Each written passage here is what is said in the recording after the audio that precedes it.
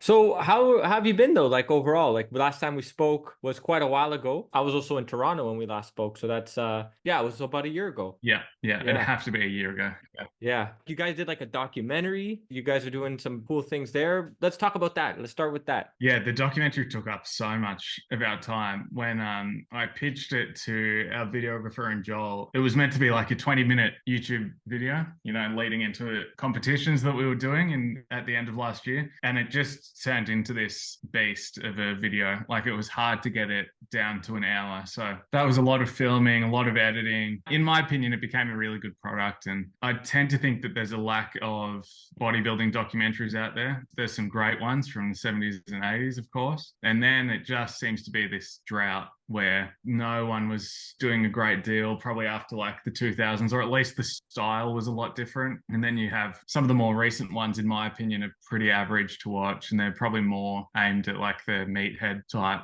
Whereas we wanted to kind of pay homage to those older ones, like we do everything else. And yeah, I think it came together pretty nicely, considering we didn't plan much and didn't have the budget that they did. How do you watch that? It's currently on our Patreon. Because it costs so much, we put a little price in front of it. Of course. So we don't go broke. I'll send you the link. It's only about an hour. Okay, that's cool. I'll make sure to put the link in the show notes. So for any of you interested in watching this documentary, definitely check out More Than Muscle on Patreon. Yeah. Yeah, awesome. Yeah. And it so kind of exposes Joel's dark side. Like people realize that he's genuinely an asshole. So clears any doubt in people's mind. Is he cranky because he's dieting, or what's the situation there? No, it's just his personality. It doesn't really change. Okay.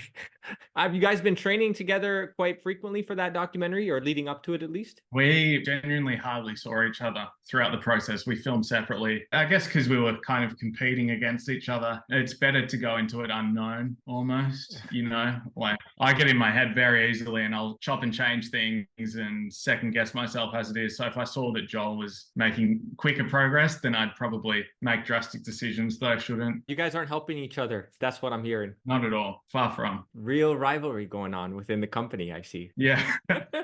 I love it. So with the competition, say that again? Business is healthy. Business is healthy. Yes, good. Is the result of the competition, is that left for those who watch the documentary, or has it been announced? It hasn't been announced, no. Okay, so if you want to find out, you got to watch the documentary. Yeah. Okay. Good pitch, good sale. All right, cool. Well, you mentioned that most of the time you were training by yourself, right? That's accurate. Like you guys don't train at the same gym, or you do and just train at different times? No, we train at different gyms. We have done for maybe the last 2 years. Okay. I find that interesting because you work at the same facility. Yeah, but I clock off at 5. Joel's usually there at 5. We completely miss each other. Our schedules are very, very different, actually. So even if we were at the same gym, we probably wouldn't be able to line up too many sessions. But since we finished the documentary and since the competition's finished, we've trained together a couple of times. We've kind of passed the olive branch and kissed and made up. Yeah. Good. Glad to hear that. So Pete Hartwig, you guys were training with him. I think there was like a video that was posted on YouTube. Was that like way before though? Because I know you guys are pretty late with the uploads. Yeah, that was about a year prior. Okay. We're getting better. Okay, that's good. We're getting better. We actually have another video with Pete that we shot the same day that still isn't out. It's more interview style. The thing is, Joel's recently started working on More Than Muscle part-time because the amount of designs that we do and emailing and all that stuff, packing and sending orders, that takes up a lot of time. And I still work full-time. There's not much time left to edit. And then we've got to be careful with not overspending on filming and editing. But we've got a few videos in the pipeline that are pretty much done and ready to go up. Nice. Okay, that's cool. That's something to look forward to for those who tune into your channel. More Than Muscle on YouTube. For those who haven't got the memo on that yet, I'm sure most listeners have though. You guys are quite popular. So I'm pretty sure most listeners or most of you guys who are tuning in know who More Than Muscle is, Brock and Joel, right? We've had them on twice now, both of you. So that's really cool. Try to keep you guys on the roster, regular occurring guests, right? That's the idea. So get the scoop once a year, Yeah. So, right. Yeah.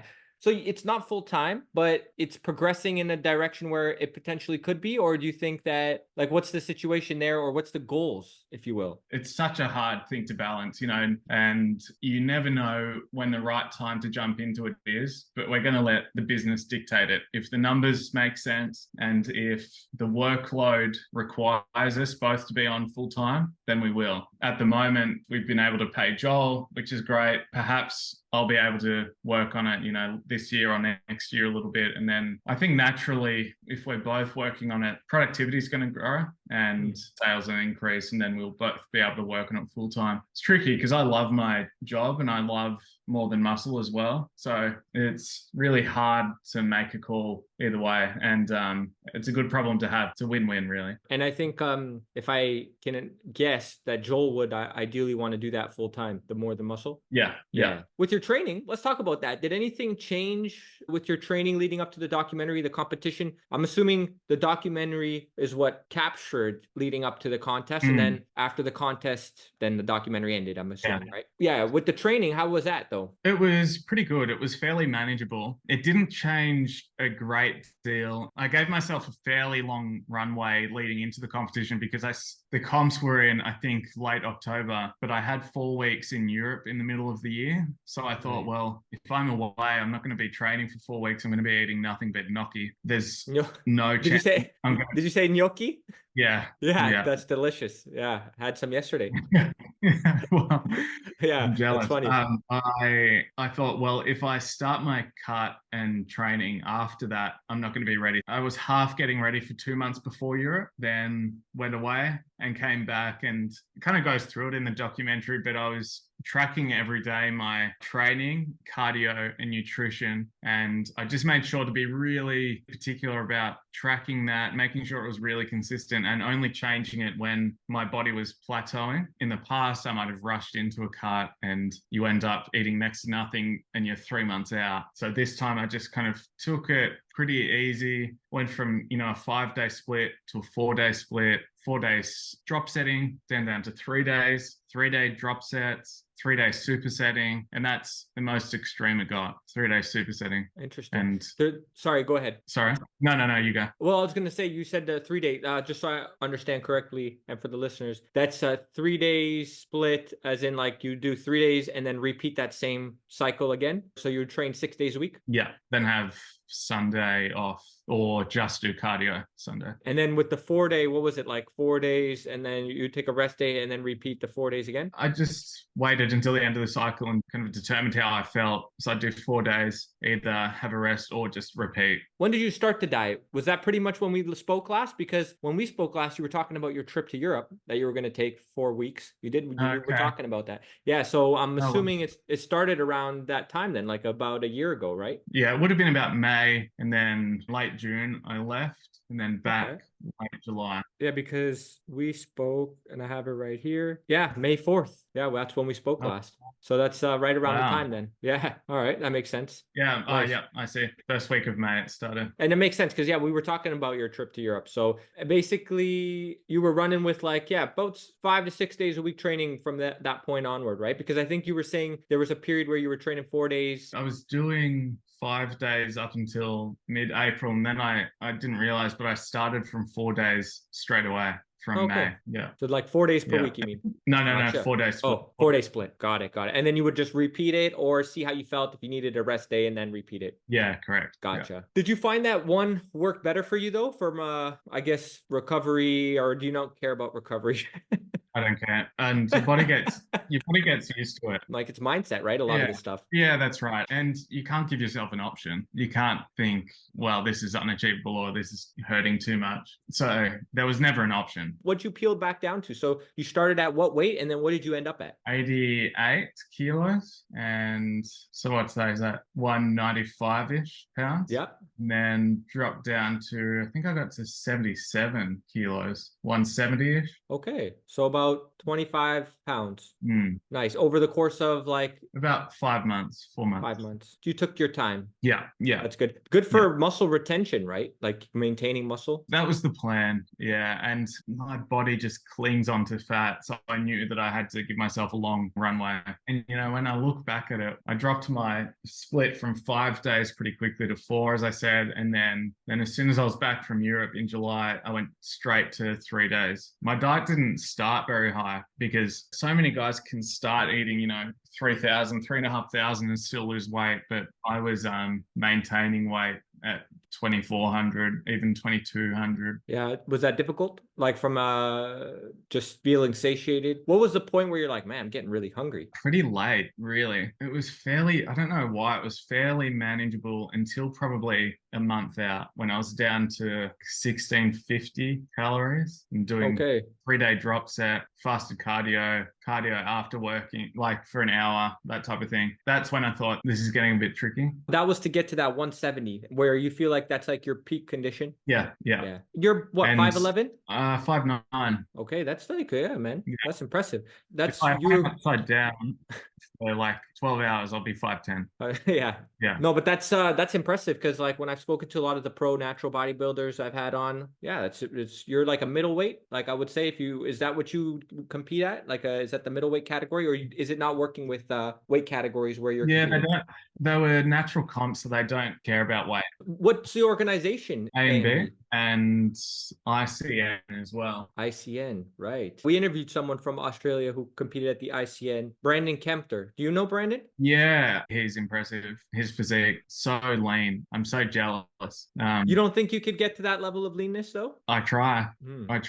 And I potentially could get close if I was willing to lose muscle, because I was, like I said, for 6 weeks straight, I was eating 1,650 calories, which is next to nothing. Right. An hour of cardio a day, heaps of supplements to help recovery and fat burning. Not that I think it really works. And that's after, you know, a pretty long prep. Like, I don't know if I could do much more. If I just kept going, I might lose a bit more body fat, but I'd lose a lot of muscle. Like, I'd love to get leaner, but I also don't like that look. Who does your diet? Is it all done by you, or do you work with like Pete? I know Pete is doing coaching like Hartwig, or is it just you take care of it yourself? Yeah, I take care of it myself. Like, I've learned things from different people, getting diets done by a few different people in the past. I've learned a lot about what not to do by my own experiments and by crappy coaches. So I felt like I was never getting quite the results that I would have loved with coaches, because I do genuinely think that they weren't used to someone who didn't lose body fat that quick. I think it was a shock that I wasn't losing body fat. It should have been a lot easier with other clients, you know. When you're dieting, do you tend to track your nutrition to the gram? Like, will you weigh everything out on the scale versus what Joel does? Yeah. Okay, so you do take that approach, where I know Joel doesn't do that. Yeah, really different approaches. Have you guys like talked about it and asked each other why you do this versus why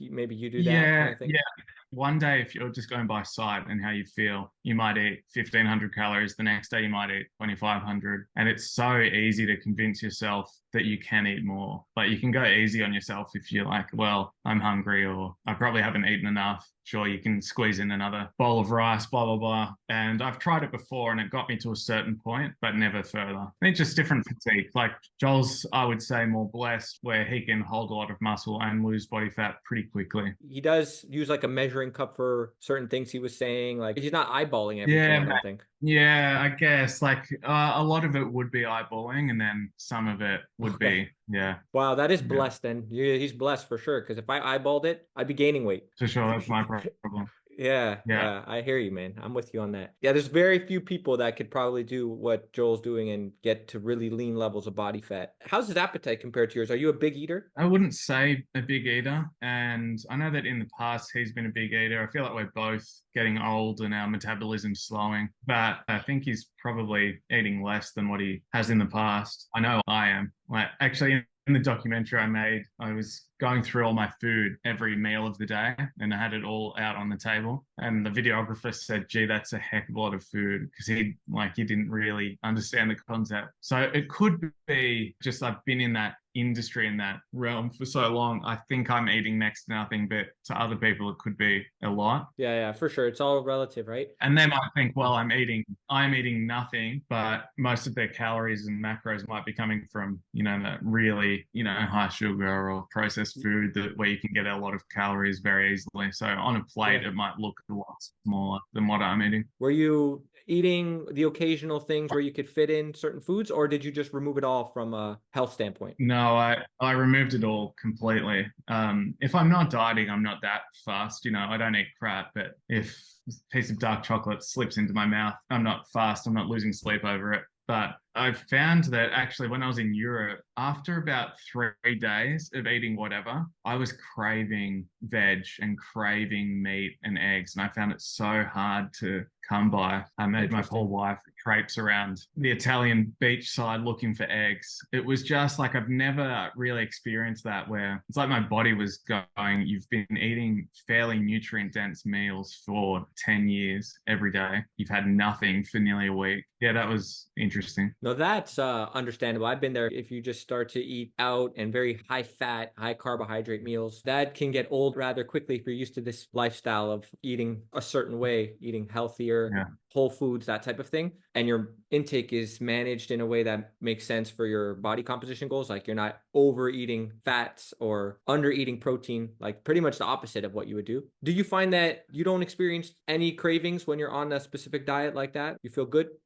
I definitely experience cravings. Absolutely. Okay. But when you make a deal with yourself and you're committed, like the end goal was, I wanted to be in the best shape I've ever been in. We had it on camera. I wasn't going to cheat myself, Perfect. That's the way to do it, man, or else you're not reaching the goal. Mindset, man. For those tuning in, you want a goal, you want to achieve that goal, you got to do the things and and depends on how you look at it. I was going to say sacrifices, but is it truly a sacrifice if you think about it, right? Oh, no, because every time I finish a diet and you're thinking, I'm going to have the best meal after this, I'm going to have such a nice burger, blah, blah, blah, or I'll have pizza for 3 days. You have one cheat meal, or so often I like the day of a competition, I'm like filling up on sweet potato or whatever, and my cravings are gone completely. Like you're just eating a little bit less than your body wants. And then as soon as you bridge that gap, you're pretty, I find anyway, your cravings just disappear. Or you have one meal out and you're like, oh, it really wasn't that great. The end result is so much better than having a few hot chips. Yeah.